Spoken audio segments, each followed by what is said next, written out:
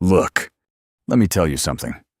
Man to man, friend to friend, have you ever walked into a room, a place you paid good money to be in, and felt the oxygen get sucked out of the air the moment your shadow hit the floor?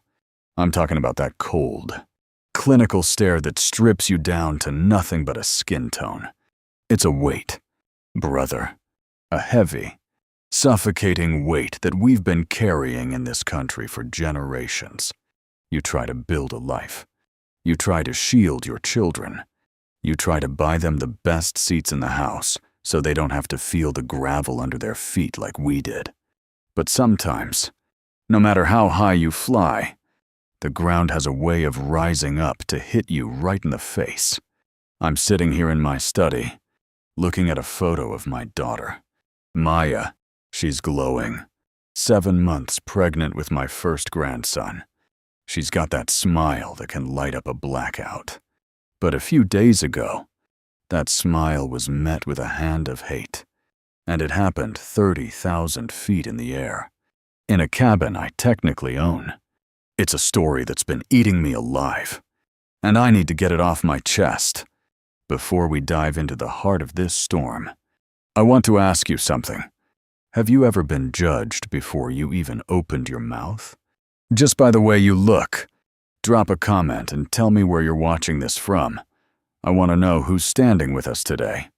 And if you believe that respect should never be a luxury, hit that subscribe button. We need to stick together. It all started at JFK, a typical, humid Tuesday. Maya was headed back home after a short business trip. Now, you know Maya. I raised her to be humble. I told her, baby girl, your character is your currency, not your bank account. She was wearing an oversized gray hoodie, some comfortable leggings, and sneakers. She looked like any other tired, pregnant woman trying to get through a long day. She had a first-class ticket, 1A, the best seat on the bird. I bought it because I wanted her to be comfortable. I wanted her to have the legroom, the soft pillow, the peace of mind. But as she stood in the priority boarding lane, I could see the gears turning in the people around her. You know that look. The "Are you in the right line?" Honey, look. It's subtle, like a paper cut, but it stings just as bad. She was holding her belly, leaning slightly to one side because the baby was kicking, and she just wanted to sit down. Then came Jessica. She was the lead flight attendant that day. Crisp uniform, blonde hair pulled back so tight it looked painful, and a smile that didn't reach her eyes, at least not when she looked at my daughter. When Maya handed over her boarding pass, Jessica didn't just scan it. She stopped. She looked at the ticket, then looked at Maya, then back at the ticket. "Is there a problem?" Maya asked softly. Jessica didn't answer right away. She pulled the ticket closer to her face, then looked over Maya's shoulder at the line of suits behind her. "I need to verify this," Jessica said, her voice dropping an octave into that authority tone. "This seat is for a premium member. Are you sure you didn't mean to go to the Group 4 line?" Maya felt the heat rising in her neck. "No, ma'am, that's my seat. My father booked it for me," Jessica repeated, and there was a twist in her lip, a tiny sneer that said 1,000 words. It said she didn't believe a man who looked like me could afford a seat like that. It said she thought Maya was a fraud. She called over a gate agent, whispering loudly enough for the people in the front of the line to hear. "Can you double-check this? I think there's a glitch in the system, or a mistake in the booking." Maya stood there for 5 minutes. 5 minutes of people staring at her like she was a criminal caught in the act. Her back was aching. Her feet were swelling. And she was being treated like a stowaway on a ship her own family built. She kept her head high. Though, that's my girl. She didn't scream. She didn't make a scene. She just waited while they ran her name through the system 3 different times, hoping to find a reason to send her to the back of the plane. Finally, the gate agent handed the phone back. "It's valid. Jessica. Let her through." Jessica didn't apologize. She didn't even look Maya in the eye. She just snatched the boarding pass back and jerked her head toward the jet bridge. "Fine. Move along. We have a schedule to keep." Maya walked down that long, carpeted tunnel, her heart thumping against her ribs. She thought the hard part was over. She thought once she got into that oversized leather seat, she could just close her eyes and disappear into the clouds. She didn't know that the boarding gate was just the porch of the house of horrors she was about to enter. As she stepped into the cabin, the smell of expensive coffee and fresh linen hit her. She found 1A and started to settle in. She struggled a bit with her carry-on. It wasn't heavy, just awkward with the belly, and she looked around for a hand. Jessica was standing right there, watching her struggle. She didn't move an inch. She just crossed her arms and watched my daughter gasp for breath as she hoisted the bag into the overhead bin. "If you can't handle the luggage, you shouldn't be in this cabin," Jessica whispered as she walked past to help a businessman 3 rows back with his briefcase. Maya sat down, her hands shaking. She pulled out her phone and sent me a quick text. "Rough start. Dad, but I'm in. Love you." I saw that text and felt a pit in my stomach. I knew my daughter. If she said it was rough, it meant it was degrading. I was about to call her, but the cabin door's closing announcement came over the speakers. I figured I'd talk to her when she landed. The plane began to taxi, but for Maya, every vibration felt like a ticking clock. She felt the eyes of the other passengers on her.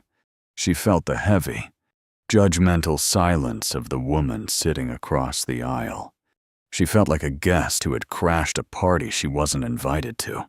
She reached into the seat pocket and pulled out the safety card, trying to distract herself. Her back was screaming now. She looked for the pillow that was supposed to be in the seat, but it was missing. She waited for the fastened seatbelt sign to turn off. As soon as it did, she saw Jessica walking down the aisle with a tray of hot towels. "Excuse me," Maya said, her voice trembling just a little. "I'm so sorry to bother you, but my seat didn't have a pillow. Could I get one for my back? The baby is pressing against a nerve." Jessica stopped. She didn't look at the tray. She looked at Maya's face, her eyes narrowing into slits. The mask of the professional flight attendant was slipping. She looked at Maya's hoodie, then at the empty seat next to her, then back at Maya. "We are out of pillows in first class," Jessica said flatly. "Oh," Maya replied, surprised. "I saw some in the overhead bin when I was boarding. Maybe there's one left." Jessica stepped closer, leaning into Maya's personal space. The scent of her perfume was cloying. I said, "We are out. Perhaps if you belonged in this section, you would know that we don't appreciate being questioned. Maybe you should check in the back. That's where people like you usually find what they need." Maya felt a tear prick the corner of her eye. "People like me. I paid for this seat. I just need a pillow for my back. You paid for a seat. Not an attitude." Jessica snapped. She turned her back on Maya and started handing out towels to everyone else, skipping Maya entirely. The cabin felt colder than the sky outside. Maya sat there, her hand on her stomach. She felt a sudden, overwhelming surge of thirst. Her throat was parched. She pressed the call button. 1 minute, 2 minutes, 5 minutes. The little blue light stayed on. Jessica walked past her 3 times, each time looking directly at the light, then looking away. She served wine to others, but for Maya, there was nothing. The thirst became a dull ache. She felt a slight lightheadedness. She took a deep breath. trying to steady her nerves. She didn't want to get up while the fastened seatbelt sign was flickering. But she felt like she was going to faint if she didn't get some fluids. She unbuckled her belt. Slowly, painfully, she pushed herself up. She grabbed the edge of the bulkhead to steady herself. She just needed to get to the galley. She just needed a cup of water. As she rounded the corner into the galley area, she saw Jessica standing there, whispering to another flight attendant. They were laughing. Jessica was mimicking someone, holding her stomach and making a distorted, mocking face. Maya froze. They were making a game out of her pain. "I really need some water," Maya said, her voice louder now. Jessica spun around. The laughter died, replaced by pure venom. "Who told you that you could get up? Get back to your seat. Now." "I've been ringing the bell for 20 minutes, Maya countered. "I'm pregnant. I'm dehydrated. And I'm not leaving until I get a drink." Jessica took a step forward, her face inches from Maya's. "You think because you're sitting in 1A that you own this plane. You're nothing but a spoiled girl, playing dress-up in a world you don't understand. I am a customer," Maya said, "and I am a human being. You're a nuisance," Jessica hissed. "And if you don't get out of my galley right now, I will have you removed. I will ruin your life." Maya didn't move. She was paralyzed by the hatred. She reached into her pocket, her fingers fumbling for her phone. She needed to record this. She needed proof. As she pulled the phone out, the light of the screen illuminated the dark space of the galley. Jessica's eyes locked onto the device, her face contorted into pure, jagged rage. "Is that a camera?" Jessica screamed. "Are you recording me? Give me that phone." "No," Maya cried out, pulling the phone back toward her chest, shielding her belly with her other arm. "Stay away from me." But Jessica didn't stay away.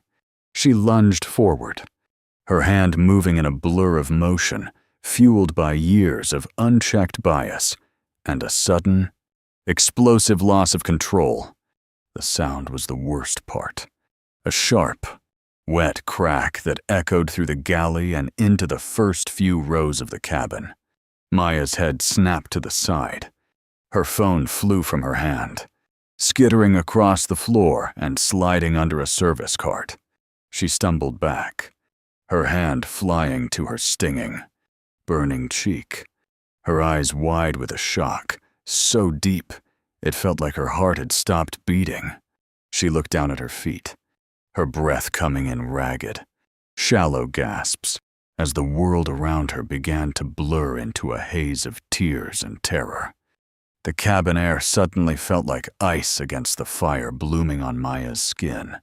That sharp, stinging heat, the kind that makes your eyes water before your brain even registers the pain, radiated from her cheek down to her throat. She stood there, trembling, one hand clutching her stomach, while the other hovered near the red welt forming on her face. For a second, the only sound was the low, mechanical drone of the jet engines, a sound that felt like it was vibrating inside her skull. The galley, once just a cramped prep area, had transformed into a crime scene, and the woman standing across from her wasn't a professional anymore. She was a predator who had finally let the mask shatter. Jessica was breathing hard, her chest heaving under her polyester vest, her eyes darting around as if looking for witnesses she hadn't bothered to notice a moment ago. There was no apology in her gaze, only a frantic, jagged sort of adrenaline. She looked at Maya not as a person, but as an obstacle she had finally struck down. You hit me," Maya whispered. Her voice was barely a thread of sound, thin and fragile. The shock was so thick, it felt like she was underwater. She looked down at the floor, seeing her phone wedged beneath the metal wheel of the beverage cart. Its screen dark and cold. I defended myself. Jessica barked, though her voice lacked its earlier ironclad certainty. It was shrill now, cracking at the edges. You were threatening me. You invaded my space with that device. I felt endangered. The absurdity of it. A tall, able-bodied woman claiming she felt endangered by a heavily pregnant girl holding a cell phone was a bitter pill to swallow. Maya felt a surge of nausea, not just from the physical blow, but from the sudden, terrifying realization of how easily the truth could be twisted in the clouds. Maya tried to reach for her phone, but a sharp pain shot through her lower back. She winced, a soft groan escaping her lips. The baby kicked, a frantic thumping. "Don't you touch that," Jessica snapped, kicking the phone further back. "You're staying right where I can see you until the marshals meet us. You think you can just assault a crew member and get away with it? You've picked the wrong day." "Honey," Maya's mind flashed back to the stories I used to tell her. I told her, "Maya, the world is going to try to tell you who you are before you even get a chance to speak. They'll try to paint you as the villain in your own story, just so they can feel like the hero. You keep your dignity. That's the one thing they can't take unless you hand it over." But sitting there, Maya felt her grace slipping. She felt a cold, hard knot of anger beginning to form. It was an old anger, one she had inherited from me, from her grandfather, from a long line of men and women who had been told to know their place. She didn't scream. She simply straightened her spine and looked Jessica dead in the eye. "My name is Maya Vance," she said, her voice gaining a steady strength. "My father didn't just buy me this ticket. He taught me that people like you are afraid of the light. And right now, you look absolutely terrified." Jessica's face went pale. She turned to the junior flight attendant who had been watching. "Get the zip ties," Jessica commanded.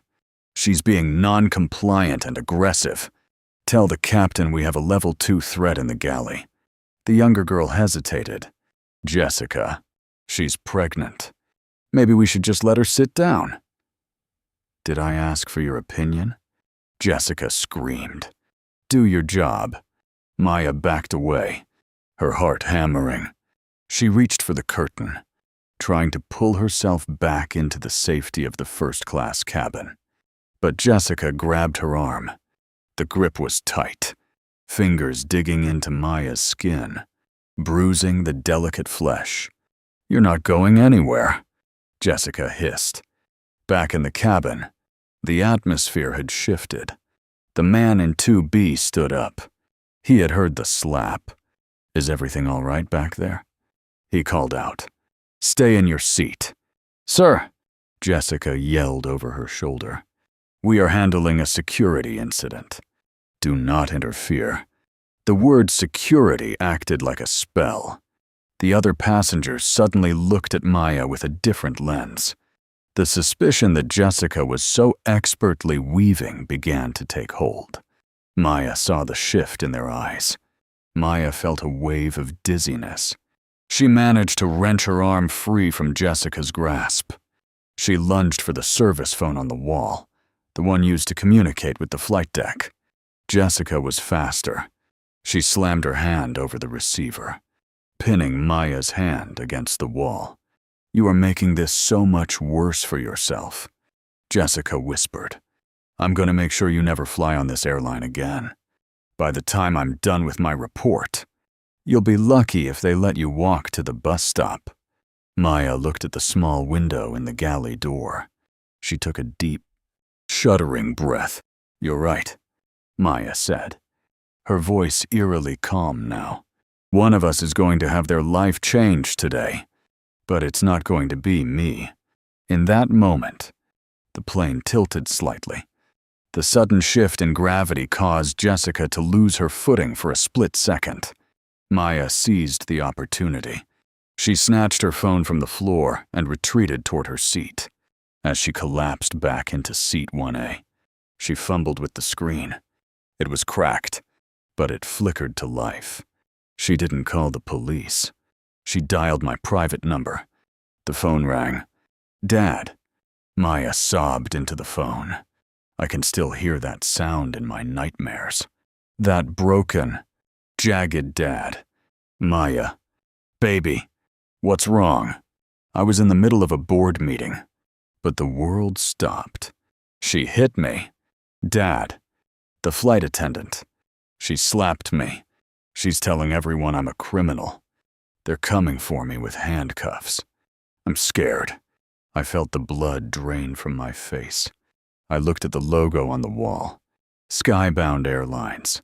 My legacy. "Maya, listen to me," I said, my voice a low rumble of thunder. "Stay in your seat. Do not move. Put the phone in your pocket, but keep the line open." "I'm coming. I'm already there." I stood up, knocking my chair over. "This is Vance." I barked into my other phone. "I need flight 422 out of JFK. Now." Patch me through to the cockpit. On the other end of the open line, I could hear the chaos. I heard the heavy footsteps of the male flight attendant coming up the aisle. And then, I heard Jessica's voice, loud and triumphant. End of the line. "Sweetheart, time to see what happens to girls who don't know how to act in first class." Maya didn't respond. She just sat there, clutching her stomach, as the shadows of two people fell across her lap, blocking out the light. The shadow falling over Maya wasn't just a lack of light. It was the arrival of a storm. Two figures loomed over her seat. One was Jessica, her face twisted into a smug mask of victory.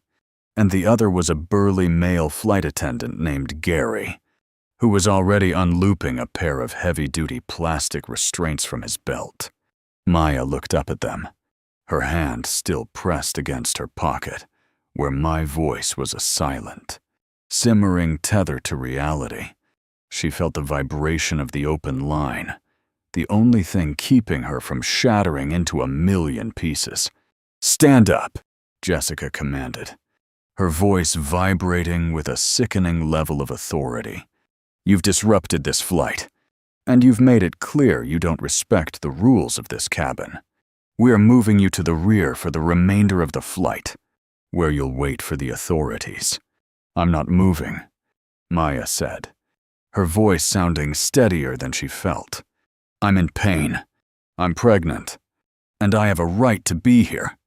Jessica let out a short, sharp laugh. "You have the right to follow my instructions." "Gary, help her up." Gary hesitated for a fraction of a second, his eyes glancing at Maya's protruding belly, then at the angry red mark on her cheek. But Jessica's glare was a direct order. As he reached down to grab Maya's arm, the intercom crackled to life. "This is the flight deck." The captain's voice boomed, but it sounded strained. "Lead flight attendant Jessica. Report to the cockpit intercom immediately. We have an emergency priority override from corporate dispatch. I repeat, immediate report." Jessica froze. Corporate dispatch. They never called the cockpit unless it was a mechanical failure. Jessica marched toward the front. Inside the galley, she grabbed the handset. "This is Jessica. Is there a problem?" "Jessica." The captain's voice came through. But it wasn't the captain anymore. It was my voice. I had been patched through via the skybound satellite link. "Who is this?" Jessica asked. "My name is Marcus Vance," I said, and I felt the power of every cent I had ever earned behind those words. "I am the chairman and CEO of this airline, and you are currently holding my daughter as a prisoner on one of my planes." The silence on the other end was absolute. "Sir, there's been a misunderstanding," she stammered. A passenger in 1A. She was being aggressive. I am listening to the open line on her cell phone. Jessica, I interrupted. I heard the slap. I heard you mock her. I heard you deny a pregnant woman water. Do you have any idea what you've done? I didn't know, Jessica whispered. I thought she was a gatecrasher. The integrity. I let out a low, dark chuckle. You destroyed the integrity of this entire company the moment you put your hands on her. You didn't see a passenger. You decided to play God. Sir, please, she pleaded. I lost my temper. You didn't lose your temper. You found your true self. I told her, and that person is no longer employed by Skybound. Consider this your formal notice of termination. Effective 60 seconds ago. You are to hand your wings to Gary. You are not to speak to another soul until that bird touches the ground. Back in seat 1A. Maya saw Jessica stumble out of the galley. The woman looked like she had seen a ghost. Her skin was a sickly shade of gray. She saw the girl in the hoodie not as a nuisance, but as the daughter of the man who held her entire future. Slowly, Jessica reached up to her lapel. Her fingers fumbled with the clasp of her silver wings. With a trembling hand, she unpinned them and held them out to Gary. Give these to her, Jessica whispered. Just do it, Jessica sobbed. Before turning and fleeing toward the back of the plane, Gary stood there, holding the silver wings. He turned to Maya, his face a mixture of shock and dawning realization. Maya reached out and took the wings from Gary's hand. She felt the weight of them in her palm, a small, metallic piece of justice. The plane began its descent. The clouds outside the window turned a deep, bruised purple. Maya leaned back, her hand on her stomach. She looked at the phone in her hand. The line was still open. Dad, she whispered. I'm here. Baby, I said. I'm standing right at the gate. Nobody is ever going to touch you again. Maya closed her eyes, a single tear tracing a path through the red welt on her cheek. As the wheels hit the tarmac with a definitive thud, the cabin was flooded with the sound of the reverse thrusters. Maya stood up, her legs wobbly but her head held high. She walked toward the front of the plane, the silver wings still clutched tightly in her hand. Her eyes fixed on the thick, pressurized door that was the only thing standing between her and the man who had promised to catch her. The hiss of the cabin door seal breaking sounded like a long, exhausted sigh. As the heavy door swung outward, the sterile air of the cabin was replaced by the sharp scent of the tarmac. Maya stood at the threshold, the silver wings digging into her palm. She didn't look back at the wreckage of Jessica's career. Down the jet bridge, I was standing there, flanked by the airport's chief of security. When I saw my daughter, saw the swollen shadow on her face, the world went deathly quiet.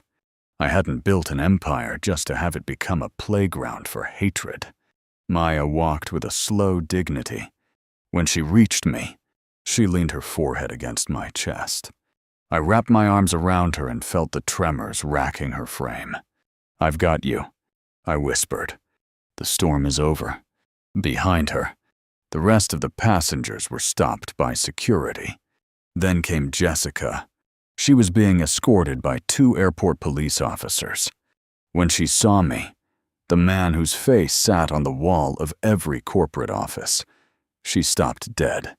Her mouth opened, but no sound came out. You looked at my daughter and saw a person who didn't belong, I said, my voice cold and level. But the truth is, you were the one who never belonged here. Skybound wasn't built for people who use authority as a weapon. I looked at the lead officer. Take her. I want her banned from every Skybound terminal globally. Effective immediately. Jessica was led away. her head dropping in shame. Gary, the male attendant, walked past us next. He held out Maya's cracked phone. "I'm sorry. Sir, I should have stepped in sooner. I took the phone. In this life. Gary, the middle ground is just a place where you watch people get hurt." We walked toward the waiting car. The cool night air felt like a benediction.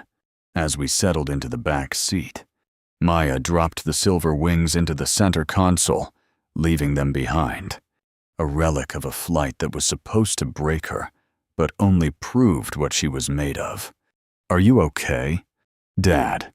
she asked softly. I looked at her. "My brave girl. I'm okay now.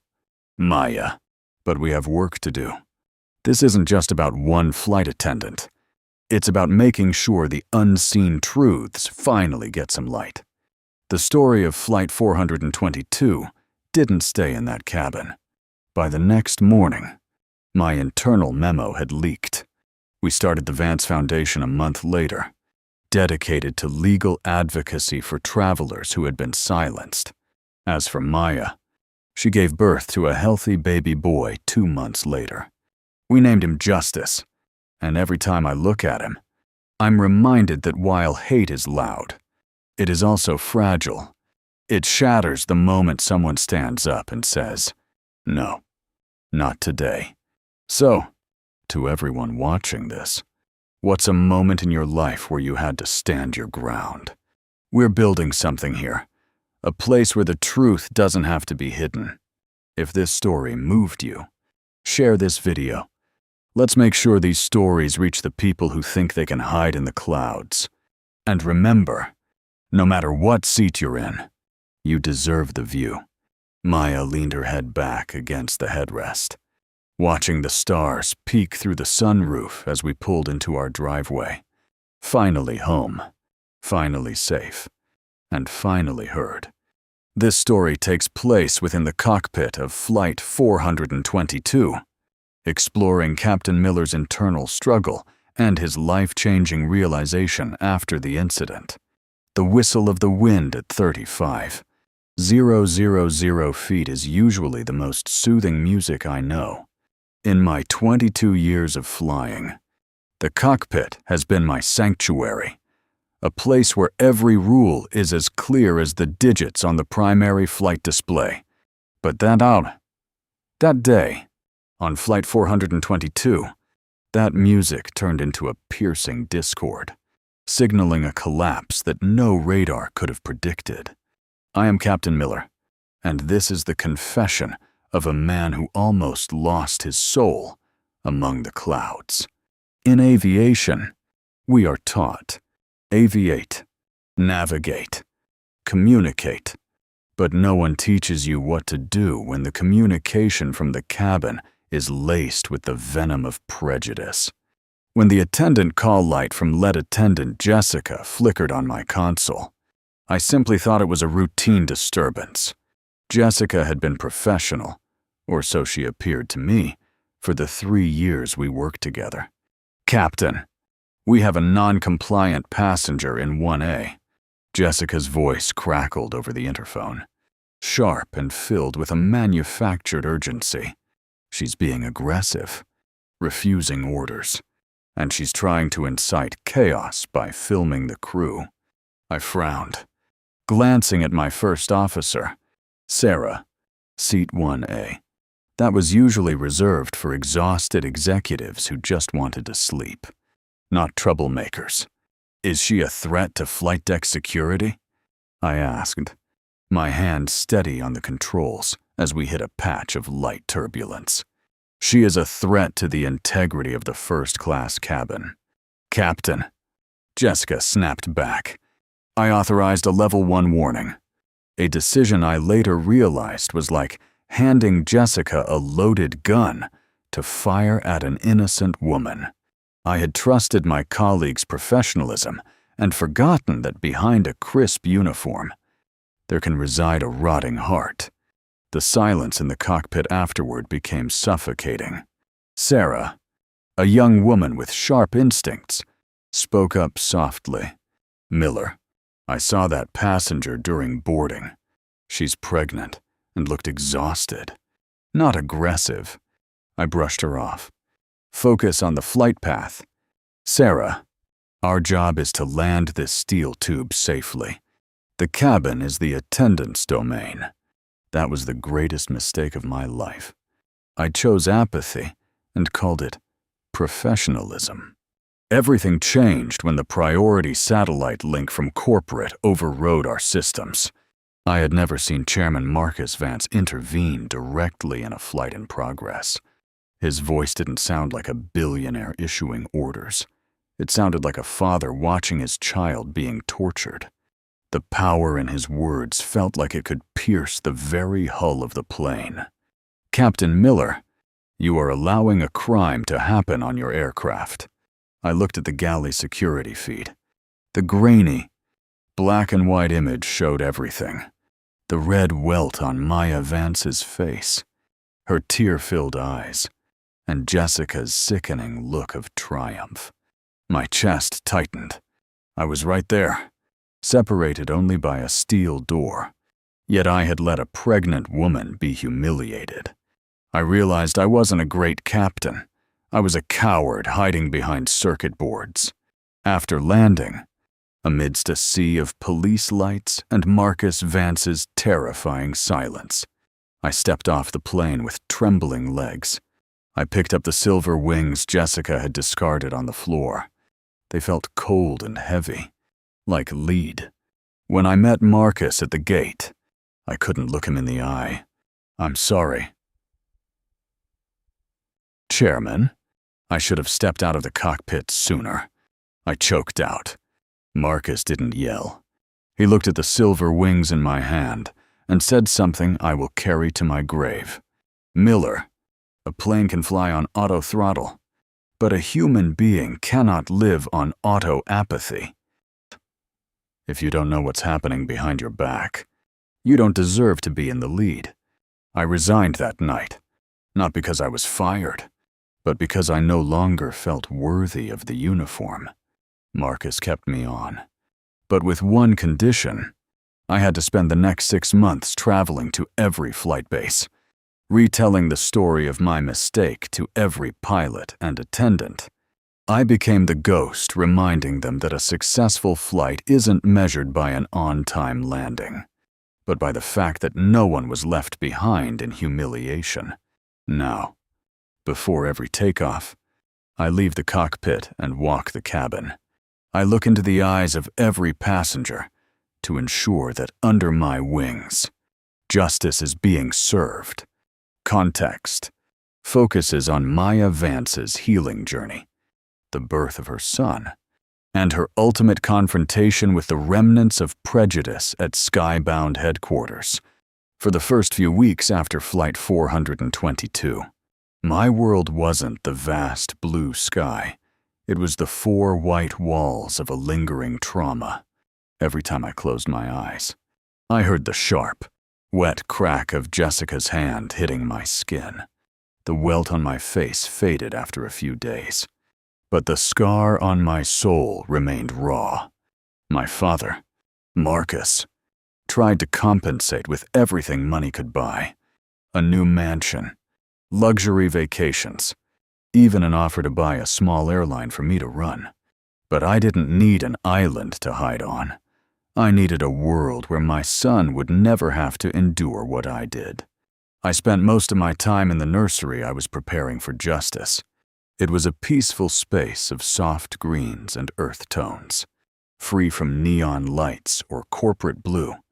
I would sit in the rocking chair, hand on my belly, feeling him kick, and wonder, can I protect you from the Jessicas of this world?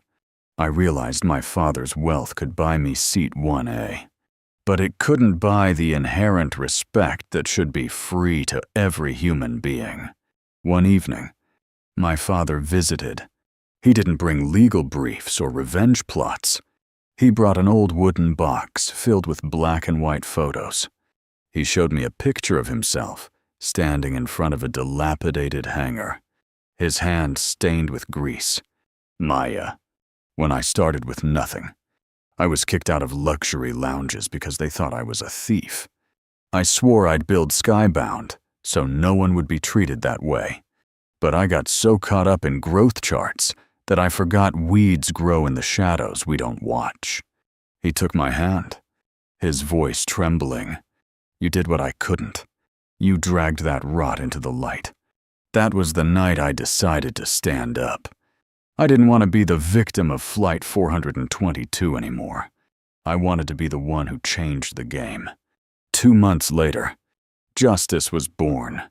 Looking into his clear eyes, I knew I couldn't retreat. I returned to Skybound headquarters, not as the chairman's daughter, but as the chief strategy officer for culture and ethics. On my first day back, the tension was palpable.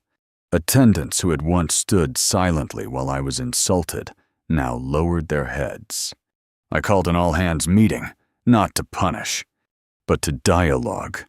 I stepped onto the podium and placed my cracked smartphone on the table. This phone is evidence of an assault, but it's also a mirror reflecting your silence, I said, my voice echoing through the hall. Justice isn't just Jessica being fired. Justice is when a pregnant woman in 1A or economy receives the same basic kindness.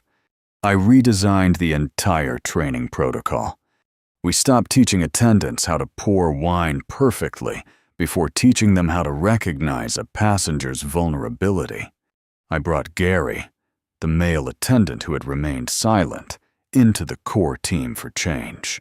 Instead of firing him, I made him face his mistake by training others on the courage required to speak up against injustice.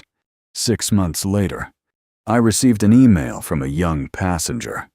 She said she had been insulted by another traveler because of her skin color in business class. Immediately, an attendant intervened, not with violence, but with absolute resolve. On this airline, we do not serve prejudice. If you cannot respect the person sitting next to you, we will ask you to disembark at the nearest stop. I read that email and cried at my desk. That was the moment I knew I had truly healed. Justice isn't a destination. It's a journey built by compassion. Now, as Justice takes his first steps, he cheers every time he sees a plane in the sky. Grandpa's plane, Mommy's plane. I smile, holding him close. The sky is still vast and blue, but now I know that inside those silver birds, the seeds of kindness are finally blooming. We aren't just flying, we are elevating human dignity.